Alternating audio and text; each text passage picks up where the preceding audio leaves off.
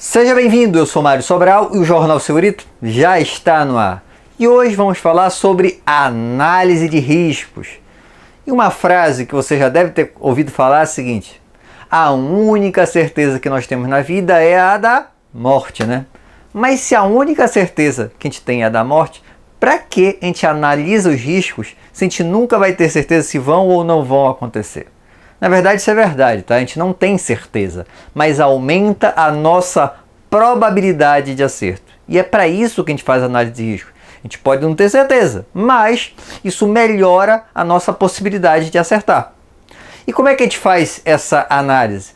O primeiro critério que deve ser utilizado é o histórico, né? Então, por exemplo, você está analisando uma máquina que ela pode trazer ou não problema. O que você vai fazer? Já aconteceu acidente no passado, você tem um histórico em relação a isso? Mas digamos que é uma máquina nova, o que você vai fazer? Se é uma máquina nova, você pode pegar máquinas similares, você pode pegar máquinas de outro setor, livros, artigos, você pode analisar o que tiver. Na verdade, quanto maior o número de informações, menor será o seu chute. Porque na hora que você não tem a informação, você acaba chutando.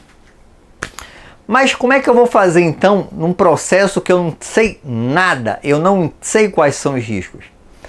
Então você tem lá um processo novo, alguma coisa assim que o pessoal da engenharia domina mais, que a manutenção domina e você, apesar de saber de ser uns trabalhos, não tem tanto domínio. Como é que você vai fazer essa análise de risco? Primeiro, vamos fazer uma coisa com muitos profissionais, né? Então chama esse pessoal que tem mais experiência do que você no processo e chama para essa reunião. E lá você pode fazer um brainstorming, né? Então você vai fazer o seguinte: cada um vai dar uma ideia dos problemas que podem acontecer. Isso tem que ser feito sem censura, tá? Por mais absurdo que possa parecer, a gente vai dando as informações. E aí, ao final, tudo bem, a gente começa a censurar e cortar aquilo que pode e o que não pode. Então você tem pelo menos um critério ali para priorizar aqueles itens de maior probabilidade de acordo com a sua avaliação. Mas eu quero uma coisa quantitativa. Como é que eu posso fazer um critério de prioridade quantitativo? Porque eu avaliei, por exemplo, 3 máquinas e cada máquina tem o seu problema. Qual é aqui a mais grave? Como é que eu vou fazer isso? Eu posso estabelecer um critério que envolva gravidade versus probabilidade. Na verdade, se você buscar na internet, há várias metodologias. A mais simples é essa, tá? Então, verificar a gravidade versus a probabilidade. Vamos estabelecer uma pontuação simples de 1 a 3. Então, 1, a gravidade é baixíssima, 2, intermediária, 3, altíssima. Então, qual é a gravidade se, por exemplo, cair um avião aqui onde eu estou filmando? Tomara que não caia. Mas a gravidade é 3. A gravidade, se cair, já era. Agora, qual é a probabilidade de 1 a 3? Olha, eu já te aviso que aqui é bem raro passar avião. Então, se a probabilidade é baixa, vai ser 1. Percebe? Apesar de eu ter uma gravidade alta, com a probabilidade baixa, diminui a história. Então, o que acontece? Bora fazer multiplicando. 3 vezes 1, 3. Agora, imagina que aqui a gravidade continua sendo alta, 3, mas aqui é rota de avião e já caiu o avião aqui do lado. Então percebe que pelo histórico, pelas informações que eu tenho, pode aumentar esta probabilidade? E digamos que seja 3 vezes 3. 3 vezes 3, 9. Então, quando eu tenho uma máquina 3 vezes 3, eu tenho que dar maior probabilidade, porque os riscos envolvidos naquele equipamento são maiores. Estou falando máquina, mas é qualquer coisa, tá? E quando eu estou falando de um processo, uma máquina, um produto químico, alguma coisa que tem uma gravidade, uma probabilidade menor, eu vou dar menor prioridade. Então é para isso que serve esse sistema. Deixa eu ver que está faltando aqui uma coisa. E apenas essa avaliação que você faz é apenas uma referência, tá? A decisão final é sua, é do avaliador. Porque digamos que deu lá 3, mas você acha, olha, apesar de ter dado um pouco abaixo, eu acho isso um problema crítico. E, na minha opinião, tem que ter controle. Eu tenho que estabelecer um controle. Então, a referência ali, essa avaliação, não impede da avaliação do profissional. Então, você percebe que aquilo ali precisa, apesar da pontuação, de algum tipo de controle, então você vai estabelecer. E você sabe que todo vídeo tem a indicação do livro. E hoje, o livro é Excelente, ó. Risco, John Adams, editora Senac. Esse livro é muito bom, tá?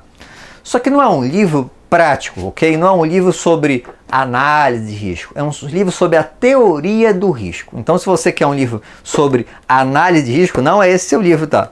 Não é o livro que você deve comprar. Então, deixa eu ler um trechinho aqui desse livro, sobre 4 fontes da incerteza. Em primeiro lugar, a variabilidade na suscetibilidade das populações humanas expostas em conjunto com a variabilidade em seu nível de exposição tornam as previsões, já vou explicar, dos efeitos sobre a saúde da emissão de novas substâncias em baixa dosagem uma tarefa de adivinhação. O que é isso? Digamos que eu tenho um determinado produto químico, tá? E existe mitolerância, existe nível de ação. Só que tem gente que tem uma maior suscetibilidade, digamos que é alérgica àquele produto químico. Não tem gente que é alérgica a alimento, outras coisas? Se a pessoa é alérgica àquele produto químico, mesmo um valor mais baixo, ainda assim ela pode ter algum efeito. E qual vai ser esse valor? Eu não sei, é uma incerteza. Então você não tem como quantificar isso. É por isso que é um dos motivos da incerteza, uma fonte de certeza. Em segundo lugar, o longo período de latência da maioria dos carcinogênicos e de muitas outras toxinas impossibilita, na maioria dos casos, sua identificação e controle antes de exposição em público.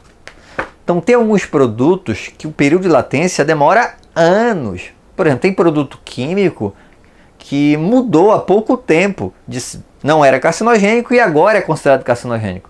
Foram anos e anos de estudo e a gente nem está sabendo. Então é uma outra fonte de incerteza. Terceiro, os efeitos sinérgicos de substâncias que agem em combinação podem tornar perigosas substâncias inocentes. E a magnitude do número de combinações possíveis, a partir de 5 milhões de substâncias, desafia todos os computadores que conhecemos. Então pensa bem, uma coisa é eu ter um agente, um produto químico, por exemplo. Mas qual é a empresa que trabalha com um agente, com um só risco? Geralmente há interação entre diversos riscos. E aí fica mais difícil de fazer essa quantificação. E por fim, finalmente, em quarto lugar, os duendes brincalhões expostos pela teoria do caos sempre confundirão os que buscam a certeza em complexos sistemas sensíveis a condições iniciais. O que ele está dizendo aqui dos duendes brincalhões? Na verdade, a gente nunca tem como estabelecer, como avaliar todas as possibilidades. Sempre algo ficará de fora. E em função disso, sempre a gente não vai ter a completa certeza de nada. Então, espero que tenham gostado. Se gostaram, já sabe, né? Curte, compartilhe. E tem algum comentário, alguma coisa? Coloca embaixo. Sobral, ou manda um e-mail para mim. sobralj@hotmail.com. Uma coisa, toda semana eu mando materiais para quem manda um e-mail para mim. Então, sobralj@hotmail.com, você pode receber o material. Professor, eu tô com preguiça de matar esse e-mail. Então escreve aí no comentário, só basta colocar teu e-mail. Coloca teu e-mail que eu já fico sabendo, tá?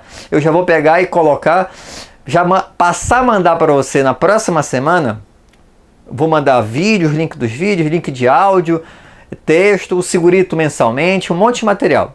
E avisa para os colegas também que eu faço isso, que é um monte de material de qualidade. O pessoal que recebe sempre elogia.